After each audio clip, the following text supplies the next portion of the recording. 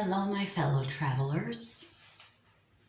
You may not actually be traveling, but you are, in fact, on a rock,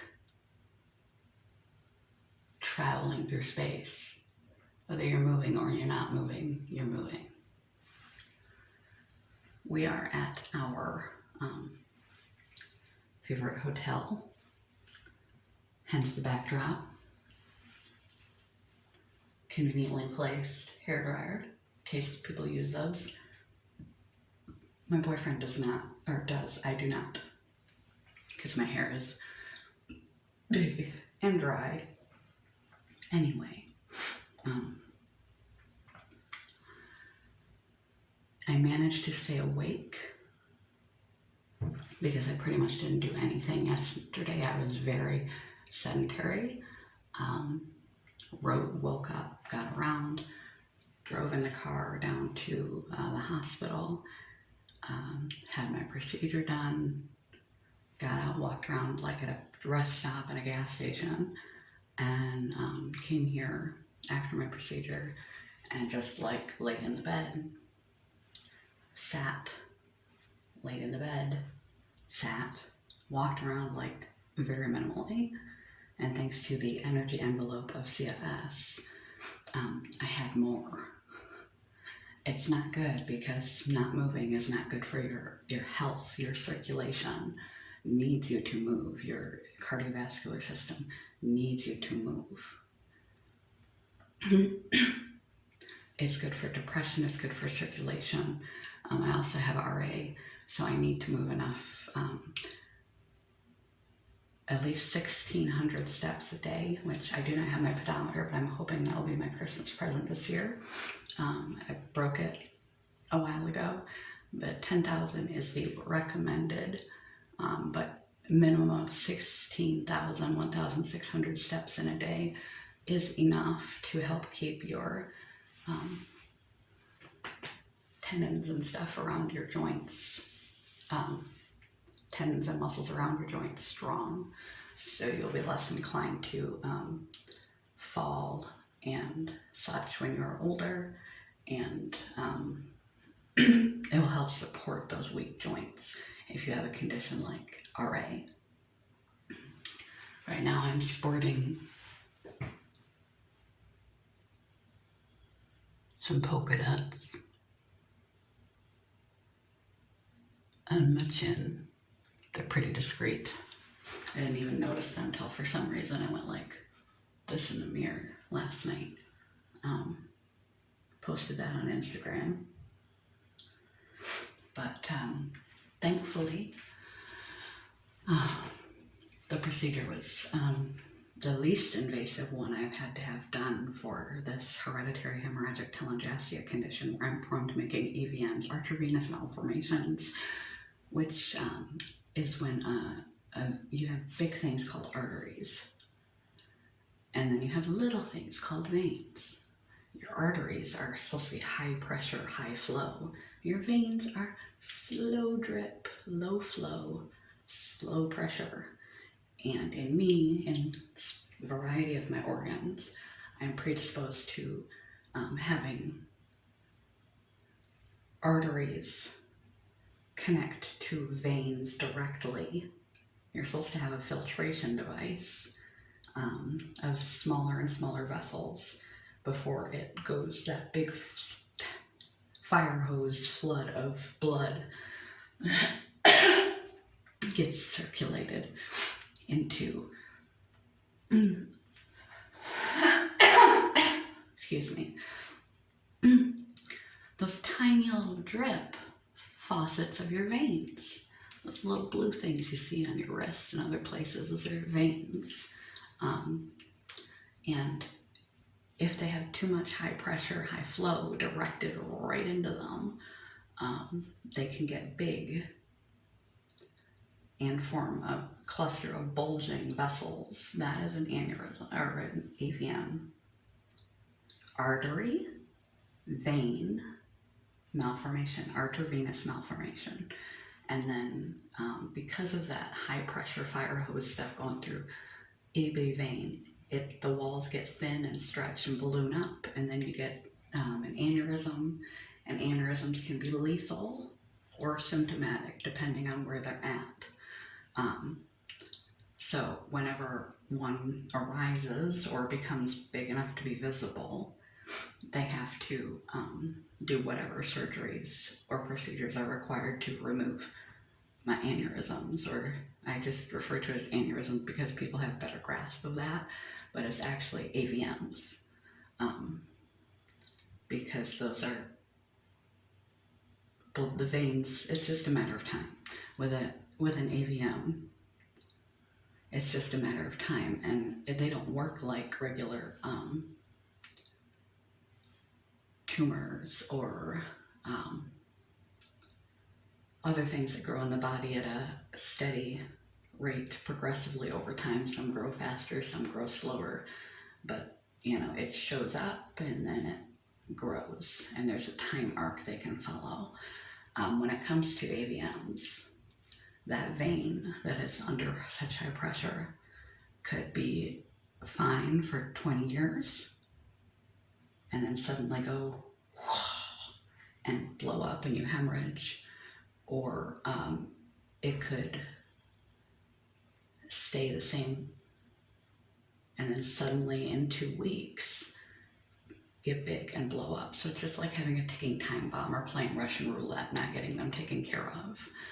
And I would prefer to catch as many, find as many while I'm still young. I wouldn't say healthy, but healthier. My body can stand more now than it would be if I would have left them alone, even if they would have stayed manageable in my brain up until my 60s. Who knows if my health overall, if it suddenly ballooned at 60, would be sufficient. And then it could, because there's no time course,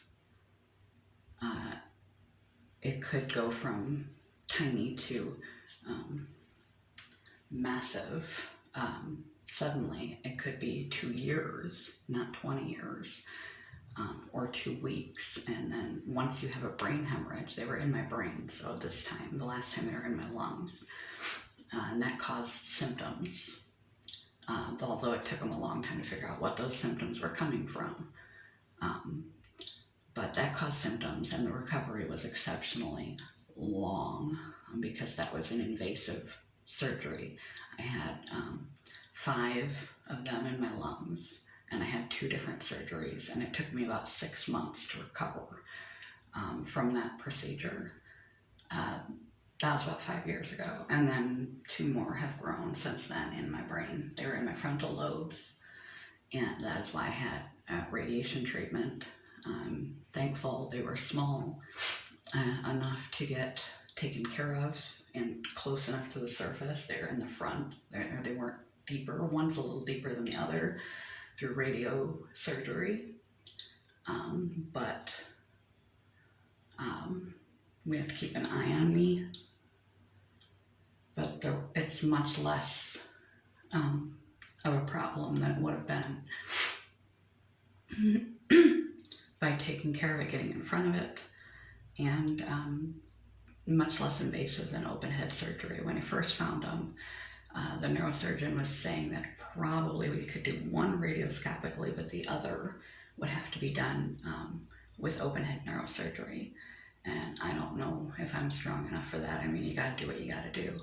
But hopefully this will treat it, and I won't have any more of those develop. But I got it. Just, I just gotta keep the scans every 2 years from head to toe to make sure that my organs are not developing new ones. And if they do, then I have to do another surgery or anything. This disease is a genetic disorder. It doesn't account for my feelings of sickness, especially because the lung ones are taken care of and I don't have any in organs that are causing exhaustion and chronic constant pain. They're silent killers, AVMs and aneurysms in your brain. That's why young people drop over with those, like the Asian guy, fortunately can't remember his name, from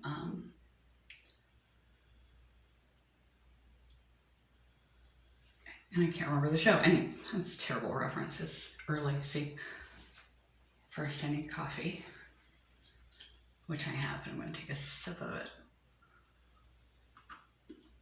My brain is not on yet. They did just radiate me yesterday. I have an excuse. But they're silent killers. So I started out to do a quote video, and then I figured I would fill you in on what's going on and the treatment.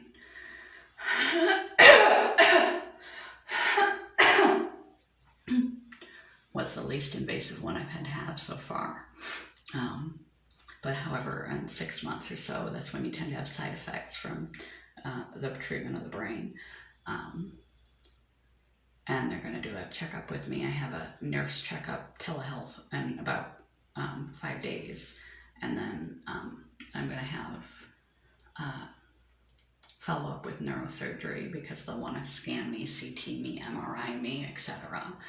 And then to be surely sure, I might have to have the horrific surgery that I had, cerebral angiogram, to make sure that I don't have that they're gone or healing and not growing, because that's one of the rare side effects that can happen.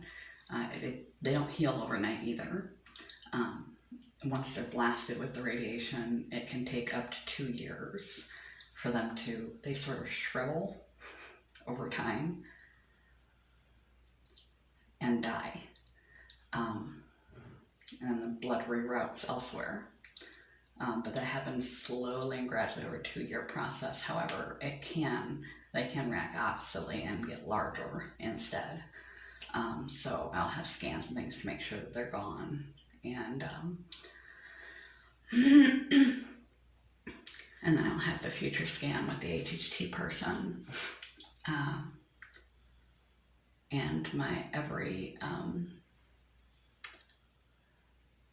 once a year, once every 2 years, depending on how well my body is faring, I have a scan head to toe to check for blood clots and aneurysms in my body, AVMs.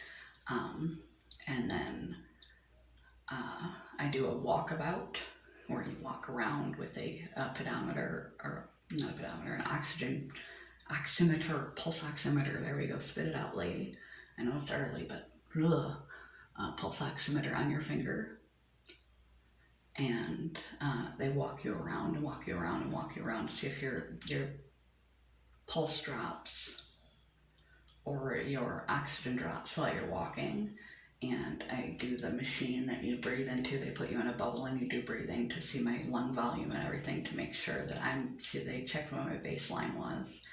And they'll continue to check, because differences in that will give them an indication that something is beginning to grow in my lungs again. So I do that because my lungs are the most affected organ, every 6 months.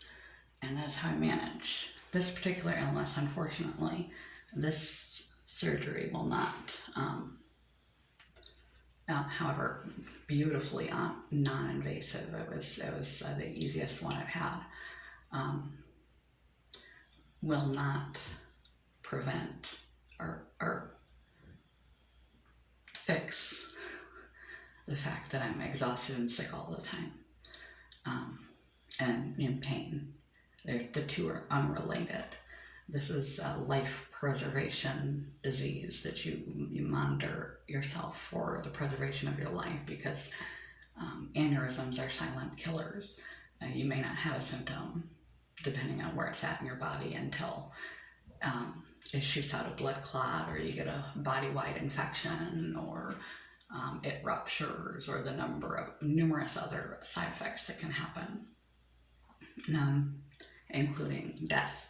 So this is a life preservation observation disease. I have a couple videos of hereditary hemorrhagic telangiectasia I'll probably link to below. But because I didn't move very much, yesterday, which I certainly can't make a habit of that. I will get deconditioned weak and bad, but I was able to stay up until 10 o'clock. And I woke up at 6:30 instead of 3:30 in the morning, which I've been falling asleep at about 6 to 9 p.m. was the latest I could get, and waking up 3:30 on the dot. No alarm clock, no, I could not, just awake and fully awake at 3:30, as fully awake as I would typically be anyway, at 3:30, and unable to go back to bed. Going to bed that early, I was still getting my 7 to 8 hours. But it was like working my middle of the day job as my second shift job, because I used to do all of my stuff, wake up about between 6 and 8, depending on the day, depending on how late I went to bed, and do all my life stuff, then head off to work and like struggle on the last fumes that I had to finish my job at second shift, and then get home at around 10 o'clock, feed the cat, feed myself. I know you're not supposed to eat before bed, but it's the biggest and primary meal that I had, the only time that I have to sit down and eat. And then I set up for the morning and would go right to bed. And that's kind of what this has turned into. Was my energy on a steady decline for about a month now, and weakness, muscle weakness, and pain.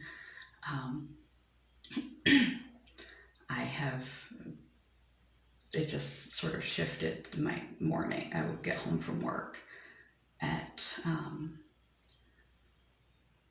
5:36 now. And would be so exhausted that my eyes would go cross. I couldn't see straight. I didn't choose to go to bed at 6 or 7. My body just started shutting down. It just starts like your eyes get crossed. You're falling asleep standing up. So I lay down and I would fall right to sleep, and I would sleep all through the night until 3 o'clock in the morning. So I'm hoping that this trip has recalibrated my sleep schedule. At least to start, I have to stick to it and try to make myself stay up till 10 today. And hopefully not wake up at 3 o'clock. Hopefully I'll wake up at 6:30, which is when I woke up today. That's a more reasonable time frame for life than waking up at 3 o'clock in the morning, going into work 1 to 5, and then going to bed. There's no time for anything. I mean, there's time for home care and stuff, but there's no time for doctor's appointments or business outside, friendship. Everything is. So I'm hoping this will reset my sleep schedule. It depends on how much I do today. I should take it easy. I did just have a procedure. Although it wasn't invasive, I need to keep that in mind. And we're still in town, but fortunately for my case, it is really cold. It's only 30 degrees outside. That's the high for today. So we might stop at 1 or 2 little places, but we're not really planning on making a big trip out of this like we have in the past. Last time I came down, I had that invasive surgery. I just stayed in the hotel. It wasn't possible. I was on bed rest. I couldn't move. Wasn't allowed to. So just to get up and get food or go to the bathroom, and as gently and lightly as possible. It took 3 or 4 weeks to heal from that. Better than 6 months from the lung surgery, but still. So Cam went out and did the things and grabbed things we needed and stuff, and I stayed here at the hotel. This time, I'm far less dysfunctional from the procedure. And so he wants to make a few stops, but thankfully to the cold, I think we're only going to make a couple of stops, largely just ride in the car, and then we've got the trip home from here. And by then we'll be late again, and so hopefully just the circumstances will buy me time to not have to expend what little energy I have running around and gallivanting, and it allow me to stay to get back to going to bed at 10 and getting up at 6:30, and that way I can still have time to have a life. But it takes a full week or so to recalibrate your circadian rhythm, and the first couple days are the hardest. So I'm glad that I'm set up today to possibly be able to start the ball in that direction. Back to a more reasonable sleeping time, because I was having the same issues at my middle of the day job I was having at my end of the day job, because I had been up so long. Even if I tried to preserve my energy, I didn't have the stamina to barely make it through my job. And I was having to take extra breaks, and I actually went home early from work the day before the procedure. I only worked 2 hours, and then I left early and went to bed at like 5 o'clock. And it's just too much. I need to have a smaller window before work.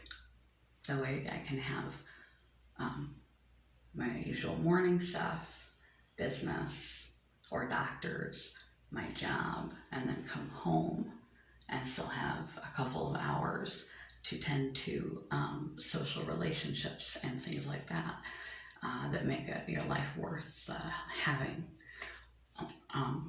Follow up. 1 week I have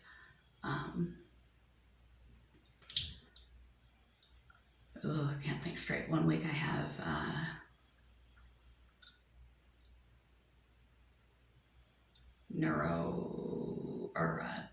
telephone consultation with the nurses from radiotherapy, and in 6 months I get scans and things done, and hopefully not the cerebral angiogram of my brain done again to make sure they are shrinking and maybe disappearing. They're smaller, they're less visible, things are on the right track. I'm not having any brain swelling side effects, changes because they're in my frontal lobe, changes in my temperament, that they radiated the right spot, and not too many brain cells around the outside are different because my temporal lobe, I could be less inhibition, control, my decision making, etc. So that tends to happen about 6 months on, so they want to keep an eye on me then. For the more serious side effects, those, however, are also rare, and I fortunately need very few treatments, which helps. But and I also have this. I have a telehealth appointment. That thing right there showed up about 3 weeks ago. I have a telehealth appointment with my rheumatologist on Wednesday, and I'm going to explain to them about the chronic fatigue thing, that I want them to continue to work to look for other possible causes, because I have to live this way one way or not. I want to make sure they're not missing any other causes that could be causing the chronic fatigue and exhaustion while I'm living this way, just in case there's some other disease lying underneath that they can find over time. I'm not just going to take the label and say that that's it for me, this is just how it is. It might be just how it is, it might be that's what it is, but it might not. So in case there is something else going on that can be treated rather than just lived with, I'm going to urge them, explain to them how difficult it's been with my strength and energy. The last month or so has been in a steady decline, and see if there's some more digging they can do for me. And I'm going to show them that, because that is a solid black. At first I thought maybe it was a blood blister, but I thought I'd keep an eye on it, and it's been 3 weeks and there's no signs of change, which is in a way good, because it didn't grow or get funny around the edges, which are signs of funny shaped mole, growing in size, bleeding or itching or anything like that. It's not normal for a mole, but black is a bad color for a mole. And I don't know, it's new, and I assumed in 3 weeks or so, and it'll be 4, it'll be a whole month by the time I see rheumatology, that this has not changed. It's just a solid black mole on me, and I need to make sure it's not melanoma, and see if they'll refer me to a dermatologist. I can always cancel the appointment if it starts to go away, but I'm fair skinned. I've been burnt in my life just because of fair skin. You need to be careful. Things like melanomas can show up underneath your fingernails, in your hair where you can't see them, etc. So keep a check on yourself. It'd be good for me anyway if I saw a dermatologist at least one time to get checked in my birthday suit. It's a good idea to do that periodically, especially if you're fair skinned or you've been burnt a lot, to get your birthday suit checked out in all the places you can't see, like in your hair and other places, to see if something is going awry.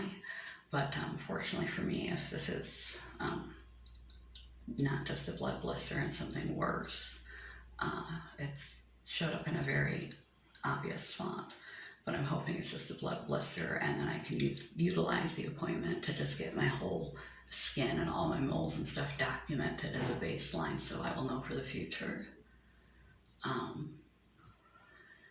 I haven't seen my therapist in like maybe a month. Different appointments, other things have come up, so I haven't been able to touch base with her, but she did send me an email that I haven't checked yet. I'll be checking that after I make this video. And at 8:30, I'm going to wake him up so that we can go down and get some continental breakfast. And like I said, we'll just be hitting some spots and heading back home, over to my house to grab my stuff, because I just brought like nothing. I wasn't even thinking clearly. I was so exhausted all week. I just brought a change of clothes, like this, and my medication. That's literally all I brought with me. And my toothbrush and toothpaste. I didn't even bring a hairbrush. Thankfully, he has his. And I just was thinking over it. I wasn't thinking. But so I've got to grab some supplies and stuff from my house, and grab my baby kitty, and spend the rest of the weekend over at his house, where he will keep an eye on me and make sure there's no signs that anything dramatic is going on in there, like sudden brain swelling or anything of that nature. And then it's back to work, back to life, back to reality, back to life. And they doubled my antidepressants that we mentioned later in another video, because I did a bunch of videos to sort of buy me some time while I knew I would be less up to par than I usually am, up to par, which is less anyway. For this, I knew I would need time and stuff, so I pre-did some videos. I mentioned that in a video that will go up in a few days. But I think I was going to post a quote video, but I think I'm just going to throw this up as a vlog, unedited vlog, and let you know how it went. If you have to have radiation treatments, don't be afraid of them. They're not bad. I mean, nobody wants to be irradiated, but you gotta do what you gotta do. And as far as the immediate aftermath, it's not terrible, and the procedure itself is not terrible. If you have some anxiety or claustrophobia issues, you might have a little bit of an issue with that, but it's less claustrophobic than being put into an MRI tube. I didn't have gamma knife. They don't have a gamma knife, even though I'm in one of the best hospitals in the area. That's why we travel here for this, is because it is one of the best hospitals in the area. Plus, my local hospital, the one that I would typically go to, I wouldn't go to for this condition anyway. But for most everyday kind of hospital needs, I go to the one locally. Are currently out on strike, and they're at 100% capacity with COVID people. So if you go up there with having a stroke or something, a car accident, or something happens to you, they don't have a place to put you because the hospital is full because people aren't getting vaccinated. All the people that are up there that got bad enough that they had to be in the hospital are unvaccinated people.